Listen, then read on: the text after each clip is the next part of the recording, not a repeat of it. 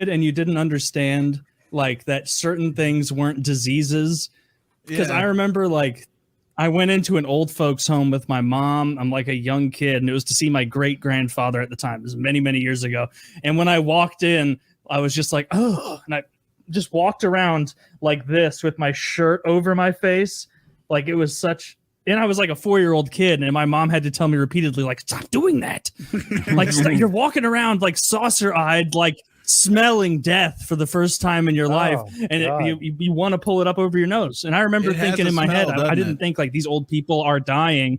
Yeah, I thought like, how is everybody else not covering up their nose from this smell? And now you realize old people, their noses are shot. Their noses are that true? I've never experienced this. Yeah. What, you never smelled the smell of death? Yeah, smell of old people. You know, when I was a kid, I would for sure. Old people have it on them.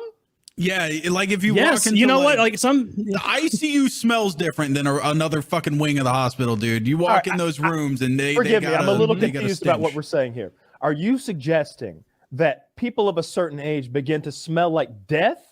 Or are you saying that where someone has died, then that room now smells like death? No, we're not talking about people who get to a certain age get to a smell of death. All right, well, like this, you can smell the afterworld approaching. It's not.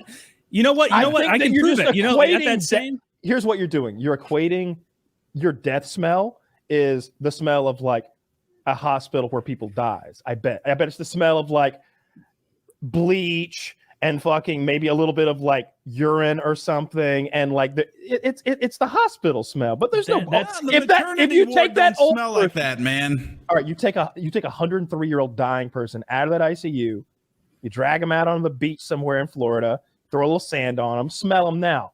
They don't smell like death. Well, you just they smell like them dead with beach. the essence of beach. Yeah, you fucked it up. You can't. If you artificially hide the death smell, and I could like with my great grandpa, he used to introduce me to his very old friends there at the old folks home, and the ones that smelled like really very much of death, I would curl up at the foot of their bed and sleep there, and I could almost predict their deaths. Yeah. Like how close would you be to the time when somebody was going to die? By the time I woke, they were gone. I was kind of God, it's fucked up. How old were you? I was probably 2. This was last year. I was 30. I can just imagine you curling up at the foot of my bed.